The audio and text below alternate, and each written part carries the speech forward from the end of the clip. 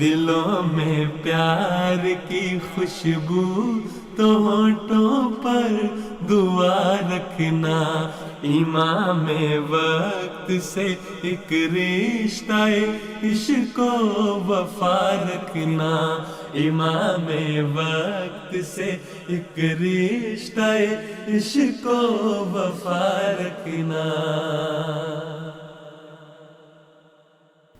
নাহমাদুহু ওয়া নুসাল্লি আলা রাসূলিহিল কারীম, আম্মা বা'দ, ফাআউযু বিল্লাহি মিনাশ শাইতানির রাজীম, বিসমিল্লাহির রহমানির রহিম।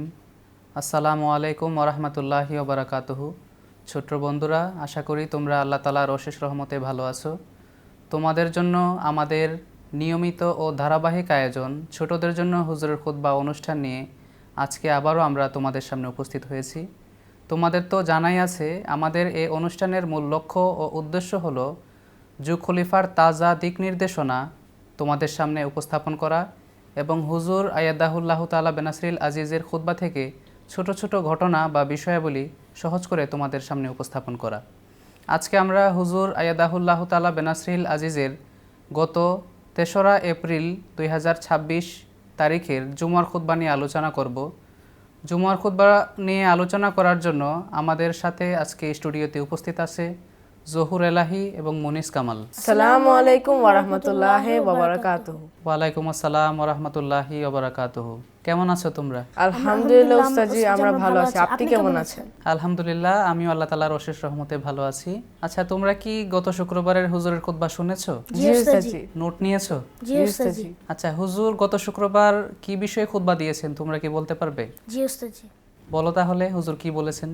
হুজুর আয়াদাল্লাহ তাআলা বিন নাসির আজিজ এই সপ্তাহের খুতবায় মসিহ মাউদ আলাইহিস সালাম এর লিখনের পরিপ্রেক্ষিতে আল্লাহ তাআলা একত্ববাদ প্রতিষ্ঠায় মহানবী সাল্লাল্লাহু আলাইহি সাল্লামের অবদান এবং তাওহীদের প্রকৃত তাৎপর্য সম্পর্কে খুতবা প্রদান করেন।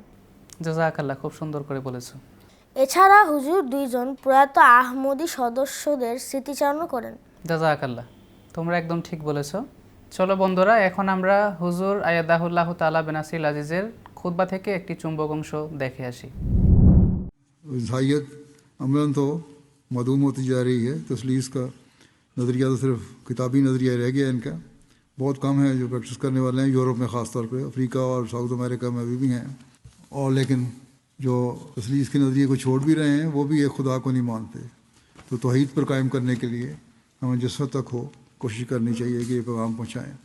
अल्लाह ताला करे कि जिस मकसद को पूरा करने के लिए अल्लाह ताला ने आपको भेजा था और जिस तौहीद की तालीम का हज़रत सल्लल्लाहु अलैहि वसल्लम ने ऐलान फरमाया, उस हकीकी तौहीद पर हम अमल करने वाले भी हों और दुनिया में फैलाने वाले भी हों कि अब इंसानियत की बका का यही एक हल है, इसके अलावा और कोई हल नहीं। अल्लाह ताला हमें इसकी तौफीक अता फरमाए। আচ্ছা উস্তাদজি, হুজুর আয়াদাল্লাহ তাআলা বিন নাসির আজিজ বিগত সপ্তাহ ধরে শুধুমাত্র আল্লাহ তাআলার একত্ববাদ বা তৌহিদ সম্পর্কে খুতবা দিচ্ছে। একত্ববাদ বা তৌহিদ বলতে আসলে কি বোঝায়? খুব সুন্দর প্রশ্ন করেছো এবং খুব জরুরি প্রশ্ন। ইসলামের মূল ভিত্তি হচ্ছে তৌহিদের উপর প্রতিষ্ঠিত। তৌহিদ এর শাব্দিক অর্থ হচ্ছে একত্ববাদ, অর্থাৎ আল্লাহ তাআলাকে আমরা যেন এক ও দ্বিতীয় হিসেবে বিশ্বাস করি। শরীয়তের পরিভাষায় আল্লাহ তাআলাকে তার সত্তা, গুণাবলী এবং ইবাদতের ক্ষেত্রে এক ও দ্বিতীয় মনে করার এবং দৃঢ়ভাবে বিশ্বাস করার নামই হচ্ছে তৌহিদ বা একত্ববাদ।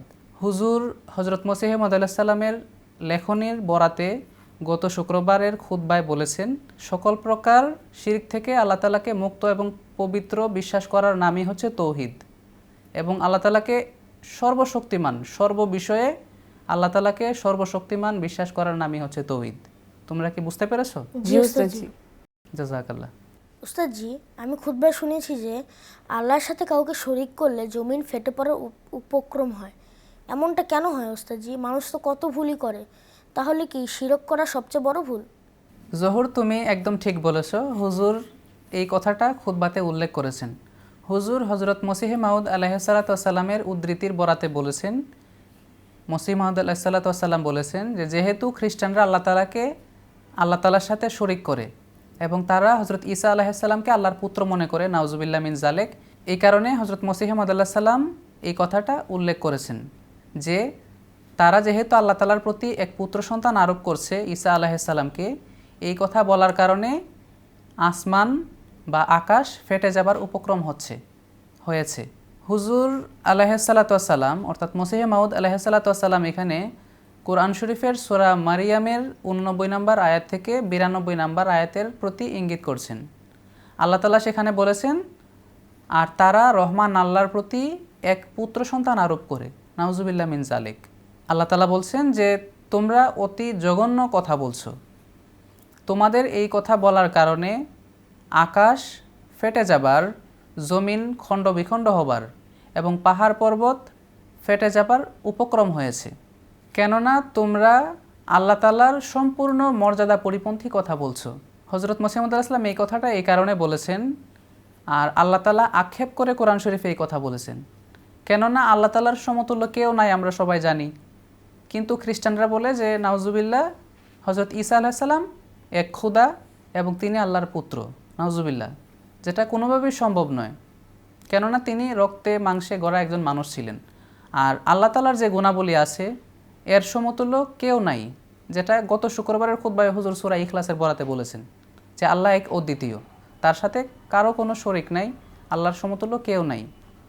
বুঝতে পারছো? জি ওস্তাদজি। হুজুর এই কথাটা, আর তুমি যেভাবে জিজ্ঞেস করেছো যে শিরক কি সবচেয়ে বড় গুনাহ কিনা, কেননা মানুষ তো আরও অনেক পাপ করে, অনেক ভুল করে, এটা আসলেই একেবারেই সবচেয়ে বড় পাপ। কেননা আল্লাহ তাআলা কোরআন কারীমে বলেছেন আল্লাহ তাআলা সকল পাপ ক্ষমা করেন, কিন্তু একমাত্র শিরক ক্ষমা করেন না। অর্থাৎ আল্লাহ তাআলার সাথে কাউকে শরিক করাকে আল্লাহ তাআলা কোনোভাবেই ক্ষমা করেন না।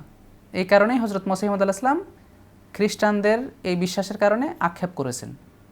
বুঝতে পেরেছো? জি ওস্তাদজি। বন্ধুরা, এতক্ষণ তো তোমরা হুজুরের খুতবা নিয়ে অনেক আলোচনা শুনলে, চলো এখন আমরা তোমাদের পাঠানো ভিডিও বার্তাগুলো দেখে আসি।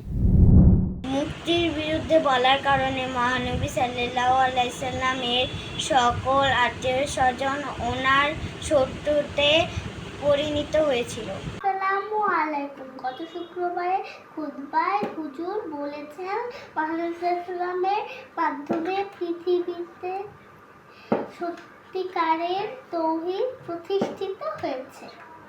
আল্লাহ তাআলা কোরআন কারীমে বলেছেন, খ্রিস্টানরা হযরত ঈসা আলাইহিস সালামকে আল্লাহর পুত্র হিসেবে মিথ্যা অপবাদ আরোপ করার কারণে আকাশ বিদীর্ণ হওয়া এবং ভূমি খণ্ড বিখণ্ড হওয়া এবং পাহাড় ফেটে যাওয়ার উপক্রম হয়েছে।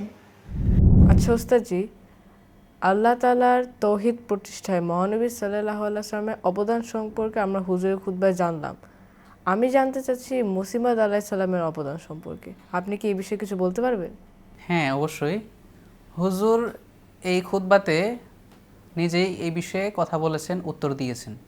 হুজুর বলেছেন, বিগত কয়েক শুক্রবার যাবত আমরা হজরত মহানবী সাল্লাল্লাহু আলাইহি ওয়াসাল্লামের তৌহিদ প্রতিষ্ঠার বিষয়ে ভূমিকা এবং অবদানের বিষয়ে জেনেছি।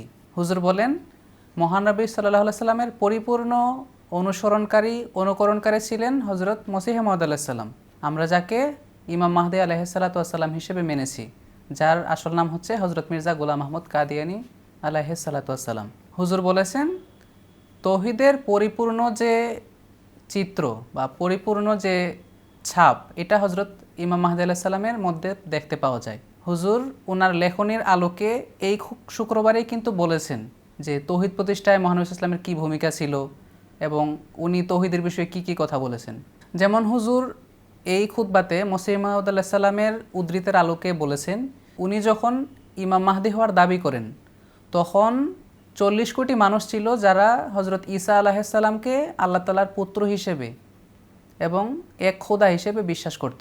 অর্থাৎ 3 খোদায় তারা বিশ্বাস করত, হজরত ঈসা আলাইহিস সালামকেও এক খোদায় বিশ্বাস করত, একজন খোদা মানত। হজরত মসিহ মাউদ আলাইহিস সালাম বলেন যে উনার চেষ্টার ফলে উনি যেহেতু ইমাম মাহদী হিসেবে এসেছেন জগতের মানুষের সংশোধনার্থে, এই কারণে ওনার হাতে 1 লক্ষ মানুষ পবিত্র হয়েছিল। অর্থাৎ ওনার মাধ্যমে 1 লক্ষ মানুষ এমন ছিল যারা এই রকম তৌহিদের পরিপন্থী বিশ্বাস থেকে পবিত্র হয়ে ওনার হাতে বয়াত করে খাঁটি মুসলমান হয়েছিল। এর মাধ্যমে হজরত ইমাম মাহদী আলাইহিস সালামের তৌহিদ প্রতিষ্ঠার ভূমিকা কিন্তু স্পষ্ট হয়। এছাড়াও হুজুর হজরত ইমাম মাহদী আলাইহিস সালামের তৌহিদ প্রতিষ্ঠার বিষয়ে আরেকটি বড় অবদান সম্পর্কে তোমাদেরকে বলি। তোমরা তো শুনেছই যে হজরত ঈসা আলাইহিস সালামকে খ্রিস্টানরা আল্লাহ তাআলার পুত্র হিসেবে বিশ্বাস করে এবং তিন খোদার এক খোদা হিসেবেও মান্য করে।